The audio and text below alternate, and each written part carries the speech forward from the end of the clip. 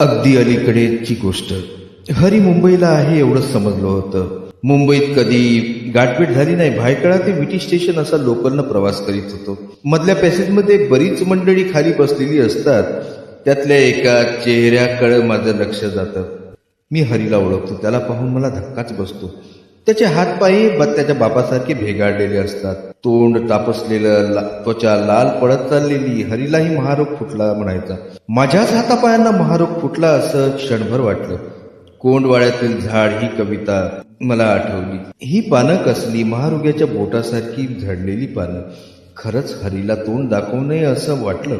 त्याच्याबरोबर मारलेल्या गप्पा, माळरानावर खेळलेल्या सूर पारंब्या, डोहात पकडलेले मासे, असं सारं बालपण डोळ्यासमोर उभं राहिलं. मी न राहून हाक मारतो. तो एकदम दचकतो. मित्रांनो, मागील कथेच्या भागात इथपर्यंत आपण वाचन केलेले आहे. आपण वाचन करीतो आहोत दया पवार लिखित बलूत या पुस्तकाचं. पुढील वाचनाला आता सुरुवात करूया. तो एकदम दचकतो. मला पाहून तो खूपच खजील होतो. मला तो आता साहेब समजत असतो. फारसं बोलत नाही.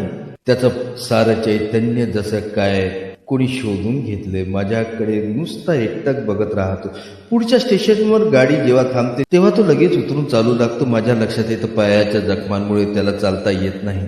तो जवळजवळ खुरडत चालू लागतो. ट्रेन दूर जाईपर्यंत प्लॅटफॉर्मच्या त्याच्या कमी कमी होत जाणाऱ्या ठिपक्याकडे मी पाहत राहतो. त्या रात्री मला झोप लागत नाही. हरीचा केविलवाना चेहरा रात्रभर आठवत राहत. हरीला 2 भाऊ होते, थोरला दामू आणि धाकटा भावक्या. ह्या 3 भावांपैकी फक्त हरीलाच कसा महारोग चिकटला ह्या विचारानं तसा मी बराच काळ हैराण. दामू लक्षात राहिला. तो वेगळ्याच कारणामुळं. महारोग्याची पोरं म्हणून त्यांची या भोवताली ओळखलं जायचं. तेव्हा त्यांच्या लग्नाचा तसा बिकट प्रश्न. ह्या घरात कुणीही जातवाला आपली लेक बाळ देण्यास धजावत नसे. दामूला कुणी दामू म्हणून हाक मारलेली आठवत नाही. सारे त्याला दाम्याच म्हणत. हा दाम्या तसा अंगापिंडानं वयात आलेला. शरीरातील घुसमटलेली वासना बहुधा त्याला छळत असावी. हा राहायचाही घाणेरडा. हातावर थुंकून दोन्ही तळ हातावर घासणे ही त्याची लकब. पाहणाऱ्याला ह्या कृत्याची किळस वाटायची. हरी गावकऱ्यांची गुरं राखोळीला घेऊन जायचा, तर दाम्या गावच्या घोड्या वळवायचा. तालेवार असा मी आवडीनं घोडे पाळीत. त्यात घोडीच ज्यादा पसंत. आमच्या लहानपणी गावातल्या बामणाची घोडी खूप प्रसिद्ध. बामण तिला अंधारी द्यायचा म्हणतात. काळी जर्द अंगावर माशी बसू द्यायची नाही. बामण तिला दारू अंडी पाचतो असा प्रवाद होता. एकदा निघाली की रस्त्यानं थारकायची. गोरा पान बामण हातात छडी घेऊन तिच्यावर वाऱ्यासारखा जाताना दिसे. बामणाच्या घोडीशी स्पर्धा करण्याकरता पाटील मंडळी ही घोडी पाळत. ह्याच 2-4 घोड्या घेऊन दाम्यात त्यांना धोंडाळीवर चरायला घेऊन जायचा. ह्यापैकी एका घोडीवर बसायचा. मी लहानपणी प्रयत्न केला. कळवा सोडून त्याचा लगाम करण्याचं मला हरीनं शिकवलं असतं. पण घोडीच्या पाठीमागं उभा राहिलो आणि घोडीनं मागच्या लाथा अशा काही झाडल्या की आईचं दूध आठवलं. दूरवर फेकला गेलो. एक दिवस गावात दाम्याबद्दल बोंबाबोंब झाली. दाम्या घोडीला नाळ ठोकतात तसं खाली पाडतो. तिचे 4ही पाय करकसून बांधतो आणि संभोग घेतो. ही ती बातमी. एवढं मोठं जनावर दाम्या बाईसारखं कसं वापरतो याचा आम्हा मुलांना अचंबा वाटायचा. काही मुलं सांगत, अरे हा घरातही घोडी आणतो. आपल्या म्हाताऱ्या आईला घराबाहेर हुसकवतो आणि तिथं हा घाणेरडा प्रकार करतो. धोंडाळीवर उंच दगडावर उभा राहून घोडीला उभा करतो अशी ही बोंब होती. पण तेव्हापासून गावातील येणारा जाणारा त्याला घोडी जव्या दाम्या म्हणून खिजवीत असत आणि तो मात्र म्हणणाऱ्याकडे निर्लज्जपणे पाहत हसत असे. या हसण्यास पाठी मला वेदना दिसायची. पाटील मंडळींनी मग एक केलं तेव्हापासून घोडीच्या मायअंगाला बाळी टोचली. दामूच्या लैंगिक विकृतीची ही घटना, तर दुसऱ्या टोकाला सीताची घटना. वासना आतल्या आत कोंबल्यामुळे तिची हिस्टिरियाची भयानक केस झाली. अर्थात त्या काळी हिस्टिरिया हा काय प्रकार आहे हे समजत नव्हतं. पण सीताला नवऱ्यानं सोडलं आणि तिला वेळाचे झटके येऊ लागले. तरुण वयात आलेली पोरं पाहिली की सीता बेभान व्हायची. लैंगिक हावभाव करायची. चक्क लुगडं फेडायची आणि रानो माळ पळायची. तिचे नातेवाईक तिला घरात कोंडून ठेवत. तिच्या नवऱ्यानं मुंबईला दुसरी आऊट ठेवली आणि सीताला तो नांदवायला येणार नाही हे जसं सीताला समजलं तसं तिथं वेळ जास्तच झालं. गावानं काय करावं, चक्क तिला डाव देण्याकरिता साखळदंडाने मारुतीच्या देवळापुढं बांधून आणलं. स्त्रियांनी नागडं फिरणं म्हणजे त्यांच्या इब्रतीला तो डागच होता. तिला वेळाचा झटका आला म्हणजे 1-2 पुरुषांना ती सहज हेलपाटत असे. डाव देण्याचा प्रकार म्हणजे खूपच अमानुष. आठवलं की अजूनही अंगावर सर्रकन काठा उभा राहत. गावात एक म्हातारा माणूस डाव देण्याकरिता प्रसिद्ध होता. लांबचे लोक त्याला डाव देण्याकरिता आमंत्रण देत असत. फाशीचा दोर ओढणारा एखादा शेवाळलेल्या काळजाचा माणूस असावा तसा तो मला दिसायचा. डाव देताना वेड्या माणसाच्या बाजूलाच खैराच्या लाकडाची धुनी पेटवीत असे. त्यात लोखंडी सळ्या लाल जर्द तापवलेल्या असतात. डाव देणारा हातात पेटती सळई घेऊन उत्साहाने पुढे सरकायचा. डाव कसे देतात हे बघण्यासाठी भोवताली गर्दी जमलेली. याच गर्दीत मीही श्वास कोंडून उभा. सीताला जेव्हा माथ्याला दोन्ही कानाजवळ आखाड्यांना आणि पायाला घोट्यांजवळ डाव दिले गेले तेव्हा तिनं आकाशभर मारलेल्या किंचाळ्या अजूनही आठवतात. पैशा एवढ्या जखमा झाल्या. डाव दिल्यावर एरंडाच्या पानावर तूप लावून जखमेवर थंडावा देण्यास मात्र ते विसरले नाही. एवढं होऊनही सीतेचं वेळ गेले नाही. ती जादाच वेळी होती. सीतासारखे डाव शंकरला का बरं देत नाही याचंही कोळं वाटायचं. मी पाहिलेलं खेड्यातील नीतिशास्त्र वेगळंच होतं. महारवाड्यातील काही तरुण श्रीमंत शेतकऱ्यांकडे सालानं होते.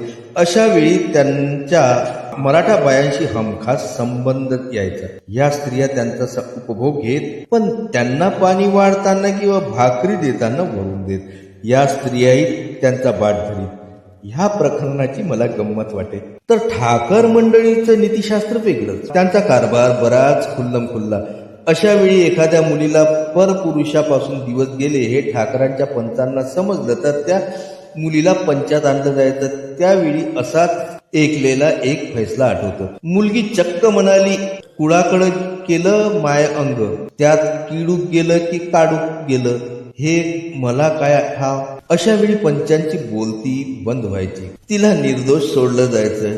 कधी कधी पोरं मांडीवर असायची. तिचं लग्न व्हायचं. मुलाचा बाप कोण असा फालतू प्रश्न नवरा विचारायचा नाही. न्यायनिवाड्यावरून आठवलं या घटनेतला मी साक्षी होतो. जे पाहिलं ऐकलं त्याचा माझ्या मनावर अजूनही खोलवर परिणाम झालेला. पांढरपेशा समाजाच्या नीतीच्या कल्पना म्हणजे बाहेर वास उडू देऊ नये. अशामुळे 4 भिंतीच्या आत एखादी घटना घडली तर ती आतल्या आत बुजली जाते. तिचा समाजात प्रभाव होत नाही. पण महार समाजात एखाद्याच्या घरात असं काही झालं तर प्रथम घरातील सासूच अंगणात उभी राहायची. महारवाड्याला ऐकू जाईल अशा मोठ्या आवाजात गरजायची, काय ग सटवे, कुठं शेण खायला गेली होतीस. या वेळीही अशीच एक चमत्कारिक घटना महारवाड्यात झालेली. सुनेनं काही वाईट प्रकार केलाय असं नव्हतं, पण त्या घटनेत सासराच सुनेच्या अंथरुणावर गेलेला.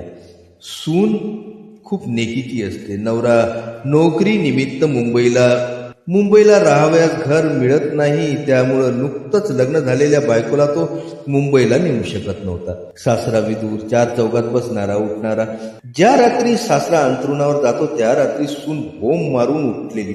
सकाळी स्वतःच्या माहेरला निरोप पाठवते. नवऱ्याला तार करून बोलावलं जातं. सारी मंडळी त्याचा निवाळा करायला पारावर बसलेली. महारवाड्यातील कर्त्या जावजी बुवानं विषयास तोंड फोडलं. या गोष्टीचा निर्णय काय लागतो म्हणून भाऊ बंद जमा झाले. जावजी बुवानं सांगितलेली गोष्ट अजूनही आठवते. एक राजा असतो. त्यानं दरबारात एक रुमालात गारगोटी बांधून आणलेली. दरबारात सारे सरदार पंडित उपस्थित. तो सांगत असतो, बघा हो गारगोटी किती बिलबिलीत. सारे गारगोटी चाचपून माना डोलावतात. एक चतुर माणूस निर्भयतेने सांगतो, महाराज गारगोटी नाही, बिलबिलीत, भीड बिलबिलीत. त्यावर जावजी बुवा सर्वांच्या तोंडाकडे पाहतो. आपण प्रश्नाची दांडी पाडली असा जावजी बुवांचा समज असतो.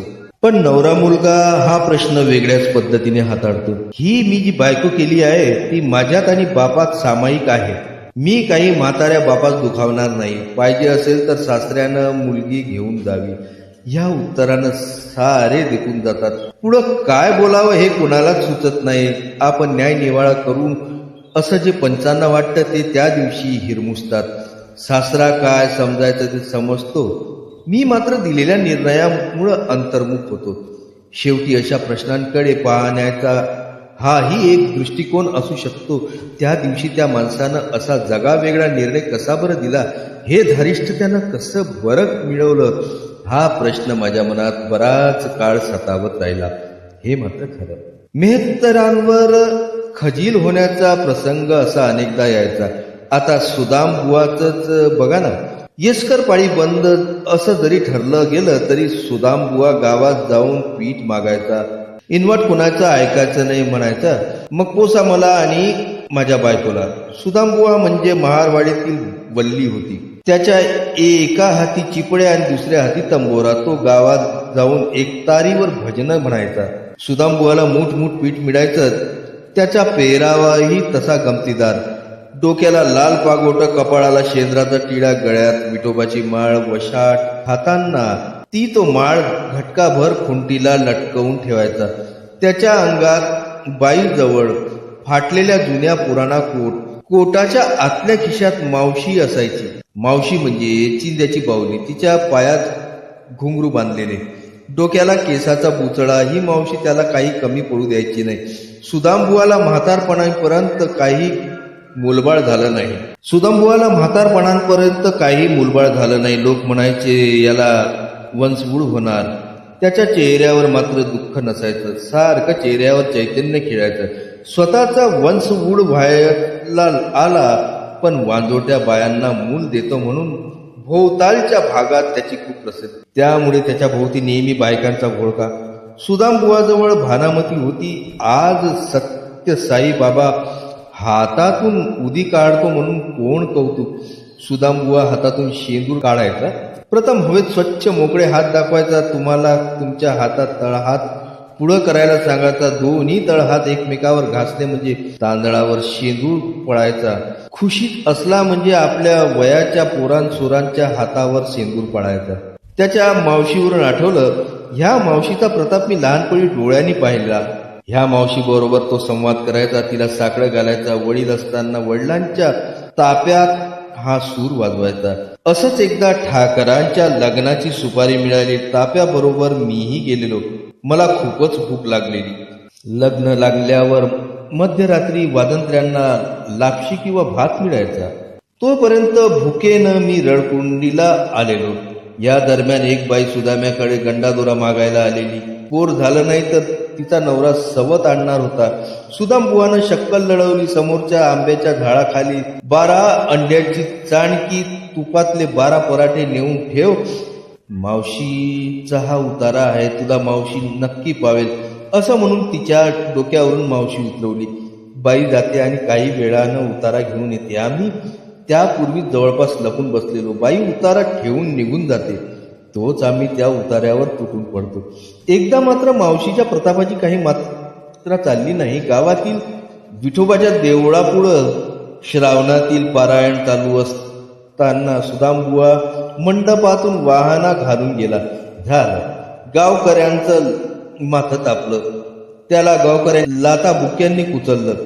गावात पीठ बंद झालं, पण सुदामबुवा तसा डगमगणारा नव्हता. आजूबाजूच्या गावात तो पीठ मागत फिरू लागला. उघड नाही, पण चोरून लपून आम्ही सुदामबुवाकडून पीठ घ्यायचो. वडिलांची आठवण म्हणा आणि आम्ही पोरके म्हणून म्हणा, सुदामबुवा आम्हाला खुशीनं फुकट पीठ द्यायचा. तो घरी आला म्हणजे खूपच गमती जमती करायचा. त्यावेळी गावात एक तमाशा आला होता. त्यात पाथर्डीचा राजा हा वग होता. पाथर्डी या गावाला नपुंसक किंवा हिजड्यांची संज्ञा दिली जाते. संज्ञा कशी मिळाली कुणास ठाऊक, पण वगातील राजा हिजड्यासारखा हावभाव करायचा. हालवा तो म्हणायचा आणि सारा राजदरबार मागून म्हणायचा, हालवते ना बाय. सारी प्रजाही राजाप्रमाणे हावभाव करायची. ही नक्कल तो करायचा. आम्ही मुलं त्याच्या सानिध्यात सारखी हसत राहायचो. सुदामबुवाच्या पीठावरच आम्ही आखाड श्रावण दिवस काढायचो. बलुतं येसकर पाळी बंद झाल्यामुळे त्याचा खरा फटका बसला तो आमच्या घराला. उपजीविकेचं दुसरं काहीही साधन नाही. आई आता कष्टाकरिता सारखी उभी डोंगरावर मोळीसाठी गेली म्हणजे तिथंही फॉरेस्ट शिपाई चिरीमिरी मागायचा. सुगीच्या दिवसात आई सर्वा वेचायची. ढेकळांपासून गाडी रस्त्यानं शिवारातून नेताना पडलेली कणसं वेचायची. त्यावर कशी तरी थंड चूल पेटायची. निसर्गाचं मला काहीच आकर्षण वाटलं नाही हे मात्र खरं. डामडोल असलेला एखादा श्रीमंत माणूस असावा आणि त्याबद्दल तिटकारा असावा असं वाटायचं. प्रश्न एवढे छळणारे होते की प्रसन्नपणे निसर्गाकडे पाहायला इथं वेळ कुणाला. मला वाटतं हे सारं माणसाला भरल्या पोटी सुचत असावं. मला भोवतालचा निसर्ग काट्यासारखा बोचायचा. तर मित्रांनो, आजचे आपले वाचन इथेच थांबवूया. भेटूया कथेच्या पुढील भागात. आपणास जर माझी वाचन शैली, माझा हा उपक्रम आवडला असेल तर कृपया चॅनलला लाईक करा, सबस्क्राईब करा आणि शेअर करायला मात्र विसरू नका. धन्यवाद.